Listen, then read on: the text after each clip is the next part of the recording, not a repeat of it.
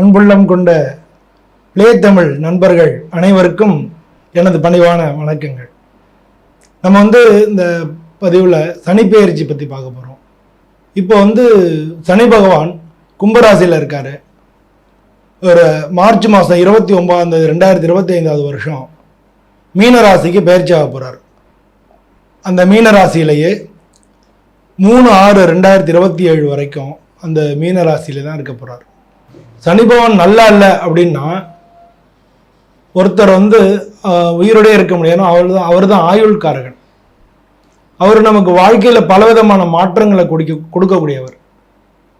நமக்கு கல்யாணம் சனி பகவான் ஏதாவது ஒரு விதத்தில் சம்மந்தப்பட்டாதான் கல்யாணம் ஆகும். அஷ்டமச்சனியோ அர்த்தாஷ்டமச்சனியோ கண்டகச்சனியோ இல்லை சனி தசையோ சனி புத்தியோ சனி அந்திரமோ ஏதான ஒரு வகையில் சனி பகவான் நமக்கு கனெக்ட் ஆகணும். அப்போ தான் கல்யாணம் நம்ம வாழ்க்கையில் கல்யாணம் வேலை குழந்தைங்க இது எல்லாமே உருவாகும். அப்படிப்பட்ட ஒரு முக்கியமான கிரகம் சனி பகவான். சிம்மராசின்ற சூரியன் தான் அதிபதி. அதனால் இவங்க எப்போவுமே தன்மானம் அதிகமாக உள்ளவங்க, பரபரப்பாக இருப்பாங்க. அவசரப்படுறதுனாலே பல காரியங்களில் தள்ளி போகும். பொதுவாக சிம்மராசி அன்பர்கள் தனக்கு மரியாதை இல்லாத இடத்துல இருக்க மாட்டாங்க. அதே மாதிரி எல்லாரையும் அரவணைச்சு செல்லக்கூடியவங்களாகவும் இருப்பாங்க. இவங்க இருக்கிற கலகலப்பாக இருக்கும். அந்த மாதிரி பொதுவாக சிம்மராசிக்காரங்களுடைய ஜென்ரலான விஷயங்கள் அது. அதில் ஒரு சில பேர் கொஞ்சம் அமைதியாக இருக்கிறதுக்கும் வாய்ப்பு உண்டு. ஆனாலும் அவங்க நல்ல பொசிஷனில் இருப்பாங்க. ஒரு சின்ன விமர்சனத்தை கூட எதிர்கொள்கிறதுக்கு தயாராக இருப்பாங்க. அதை ஒதுக்கிட்டு போயிடாமல் எதிர்கொள்ள தயாராக இருப்பாங்க. பொதுவாக சிம்மராசி அன்பர்கள் சின்ன வயசில் கஷ்டங்கள் இருந்தாலும் பிற்காலத்தில் மிக நல்ல பொசிஷனுக்கு வர்றதுக்கான வாய்ப்புகள் நிறையா இருக்குது. இவங்களுக்கு இந்த சனி பெயர்ச்சி இந்த 2.5 வருஷம் எப்படி இருக்குன்னு பார்க்க போகிறோம். சனி பெயர்ச்சி நமக்கு 29 மார்ச் 2025 ஆறுது. இது வரைக்கும் இவங்களுக்கு கண்டகச்சனியா 7ஆம் இடத்துலேருந்து இப்போ அஷ்டமத்து சனியா 8ஆம் இடத்துக்கு போயிருக்கு. பொதுவாக சிம்மராசி அன்பர்கள் இந்த அஷ்டமத்து சனிக்கு கொஞ்சம் கூட பயப்பட வேணாம். இவங்க ராசியை பொறுத்தளவில் 8ஆம் இடத்துல சனி பகவான் இருக்கிறது நல்லது தான். ஏன் அப்படி சொல்கிறேன் அப்படின்னா, சனி பகவானுக்கும் சூரியனுக்கும் ஆகாது பகை அப்படின்னு சொல்லுவாங்க.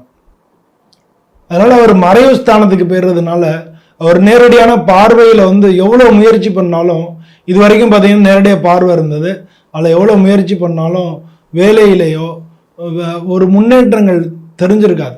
நல்லா முயற்சி பண்ணுவாங்க, வேலையிலையோ தொழிலையோ நல்ல ஒரு எந்த விதமான முன்னேற்றங்களும் இருந்திருக்காது, குடும்பத்தில் முன்னேற்றங்கள் இருந்திருக்காது, உடல்நிலை பாதிப்புகள் இருந்திருக்கும், பல காரிய தடைகள் இருந்திருக்கும். இதெல்லாம் அவங்களுக்கு இந்த கண்டகச்சனியில் அனுபவிச்சிருப்பாங்க. இப்போ அஷ்டமத்து சனிக்கு போகும்போது அவங்களுக்கு எல்லாமே ரிலீவ் ஆகிடும். ஏன்னா சனி பகவான் மறைஞ்சிடுறாரு. இப்போ உங்களுக்கு மார்ச் மாதத்துலேருந்து மே மாதம் வரைக்கும் சனி பகவான் இந்த மறையக்கூடிய இந்த காலகட்டத்தில் வேலையில் மாற்றங்கள் ஏற்படும். வேலை தேடுறவங்களுக்கு வேலை கிடைக்கும். நீங்கள் கம்பெனி மாற முடியும், இடம் மாற முடியும். இது மாதிரியான விஷயங்கள் இருக்கிற இடத்துல உங்களுக்கு ப்ரொமோஷன்ஸ் ரொம்ப காலமாக எதிர்பார்த்துருந்தீங்கன்னா அந்த ப்ரொமோஷன்ஸ் கிடைக்கும். ஒரு சில பேர்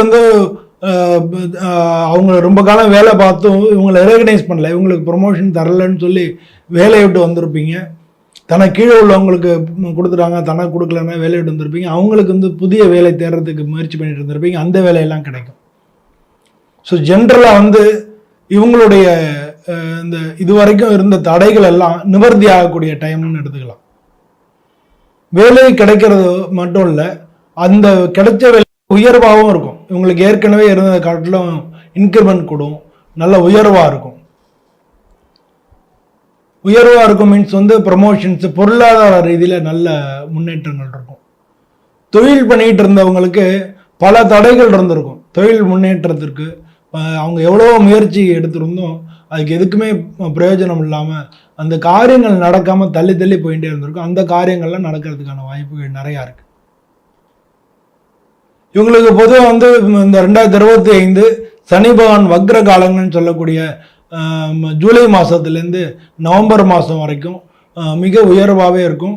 நல்லா இருக்கும். எல்லாத்துலேயும் இவங்க சக்ஸஸ் பண்ண முடியும். இவங்களுடைய திறமைகள் வந்து பளிச்சிடும். இது எல்லாமே தெரிஞ்சுக்கலாம். அதுக்கப்புறமும் நல்லா தான் இருக்கும். அதே மாதிரி வந்து நீங்கள் 2026 அதில் வந்து 7ஆம் மாதத்துலேருந்து 12ஆம் மாதம் வரைக்கும் அந்த சனி வக்ர காலத்துலேயும் சரி, இது ஏன் வந்து இந்த மாதிரி இருக்குது அப்படின்னா, இவங்களுடைய 5ஆம் இடத்தை வந்து சனி பகவான் பார்வையை பார்க்குறார். இந்த சனி பயிற்சி மூலம் இவங்களுக்கு இந்த ராசியோட 5ஆம் இடத்தை பார்க்குறார். இந்த ராசியினுடைய 2ஆம் இடத்தையும் பார்க்குறார். இவங்களுக்கு தொழில் வியாபாரம் அதில் வந்து நல்லபடியாக இருந்தாலும் குடும்பம் சம்பந்தமான பிரச்சனைகள், குடும்பத்தில் யாருன்னு ஒருத்தருக்கான உடம்பு சரியில்லை, மருத்துவ செலவினங்கள், குடும்பத்தில் வாக்குவாதங்கள், இது மாதிரி உறவினர்களோட சலசலப்புகள், இது எல்லாமே வந்து இந்த சனி பகவான் ஏற்படுத்துவார். ஸோ அதெல்லாம் டாக்டிக்கலாக நீங்கள் கடந்து போகிறதுக்கு கற்றுக்கணும். ஆன்மீக சுற்றுப்பயணங்கள் போகிறதுக்கான வாய்ப்புகள் இருக்குது. உடல் நலம் அப்படின்னு பார்த்தோம்னா ஏற்கனவே இருந்த காட்டிலும் இந்த சனி பயிற்சி தான் உடல் நலம் நல்லா இருக்கும். ஆனால் ராகு கேது வந்து உங்களுக்கு 2-8 வர்றதுனால அது வந்து உங்களுக்கு இல்லாட்டினாலும் குடும்பத்தில் பிரச்சனைகள் ஏற்படுத்தும். நீங்கள் பேசும்போது கவனமாக இருக்கணும். இல்லாட்டினா நம்ம பேச்சுனாலே நமக்கு பிரச்சனைகள் ஏற்படுறதுக்கான வாய்ப்புகள் நிறையா இருக்குது. அதனால் நம்ம வந்து டிப்ளமேட்டிக்காக அதையும் டீல் பண்ணணும்.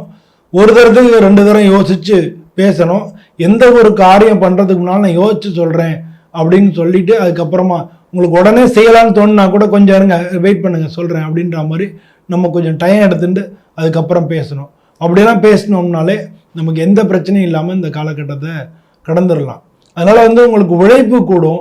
8ஆம் இடம் அப்படின்றதுனால உங்களுக்கு உழைப்பு வந்து கூடும், வேலைப்போல் அதிகரிக்கும், மேலதிகாரிகளுடைய ப்ரெஷர் இருக்கும், ஒர்க் ப்ரெஷர், வேறு எதுலேயும் பிரச்சனைகள் இருக்காது, ஒர்க் ப்ரெஷர் இருக்கும். வேலை பார்த்தாலே நம்ம வந்து நம்மளுடைய திறமை நிரூபிக்க முடியும். அதனால் அந்த வேலையை அதுக்கெல்லாம் நீங்கள் அசந்த ஆள் கிடையாது, நல்ல உழைப்பாளிகள். அதனால் நல்லா வேலை பார்க்கணும். உடல் நலத்தை பொறுத்தளவில் நீங்கள் வந்து எக்ஸசைஸ் பண்ணுறது, இது மாதிரி வந்து ஏற்கனவே நீங்கள் ஏதாவது பண்ணிக்கிட்டு இருந்தீங்கன்னா எக்ஸசைஸ் பண்ணுறது, இந்த விளையாடுறது, இது மாதிரி ஏற்கனவே பண்ணிக்கிட்டு இருந்தீங்கன்னா அதை வந்து விடாமல் தொடர்ந்து பண்ணுங்க. அதே நேரத்தில் வந்து நீங்கள் இது வரைக்கும் பண்ணலை அப்படின்னாலும் நீங்கள் பண்ணுறதுக்கு ஆரம்பிக்க வேண்டிய காலகட்டமாக இருக்குது. நீங்கள் வந்து உழைப்பு அதில் வந்து கொஞ்சம் உழைப்பு நீங்கள் செலவு பண்ணீங்கன்னா அது வந்து உங்களுடைய சனி பகவானுடைய அருளை பெறுவதற்கு, ஏன்னா அவர் உழைப்புக்கு அதிபதி. நீங்கள் உழைச்சிங்கன்னா உடனே பலன் கொடுக்குறது தயாராகிடுவார். ஆனால் அந்த மாதிரி வந்து உங்களுக்கு நல்ல பலன்கள் கிடைக்கும்.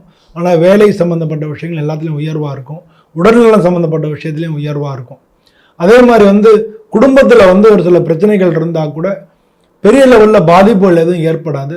ஏன்னா 2-8 உங்கள் ஜென்மத்துக்கு வந்து ராகுக்கு இது வர்றதுனால ஒரு சில வந்து பிரச்சனைகள் இருக்கும். பட் அது வந்து சூடு சம்மந்தப்பட்ட பிரச்சனைகள், சளி சம்மந்தப்பட்ட பிரச்சனைகளாக இருக்கும். அதனால் நீங்கள் நிறையா தண்ணி குடிங்க, டீஹைட்ரேஷன் ஆயிடலாம், நிறையா தண்ணி குடிங்க. அந்த மாதிரியான விஷயங்கள் நம்ம அப்போ பண்ணிட்டாலே நமக்கு போதுமானது. சனி பகவானுடைய பார்வை உங்களுக்கு 2ஆம் இடத்துக்கு வர்றதுனால வீட்டில் ஒரு சின்ன சலசலப்புகள் இருக்கலாம், உறவினருக்குள்ள கருத்து வேறுபாடு வரலாம். பேசும்போது ஜாக்கிரதையாக பேசுங்க. இது மட்டும்தான் நீங்கள் பார்த்துக்க வேண்டியதாக இருக்குது.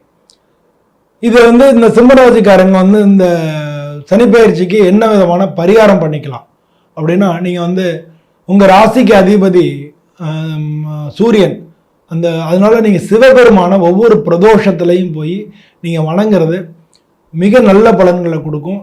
எந்த விதமான பிரச்சனையும் இல்லாமல் இந்த 2.5 வருஷம் வந்து உங்களுக்கு நல்லா இருக்கிறத நீங்கள் பார்க்க முடியும். உத்தியோக மாற்றம், இருப்பிட மாற்றம் ஏற்படும். அதனால் வந்து நீங்கள் பிரதோஷத்துக்கு போய் சிவபெருமானை வணங்குறது மிக மிக அவசியமானதாக இருக்குது. அதனால் இந்த சனிப்பெயர்ச்சி காலகட்டத்தில் நீங்கள் சிவபெருமானை போய் வணங்குங்க. இந்த சிம்மராசி அன்பர்களுக்கு இந்த சனிப்பெயர்ச்சி மிக நல்ல பயிற்சியாக இருந்து அவங்களுக்கு வாழ்க்கையில் பலவிதமான முன்னேற்றங்களை கொடுக்குன்னு சொல்லி நானும் சுவாமியை பிரார்த்தனை பண்ணிட்டு உங்கள்கிட்ட விடைபெறுகிறேன். நன்றி, வணக்கம்.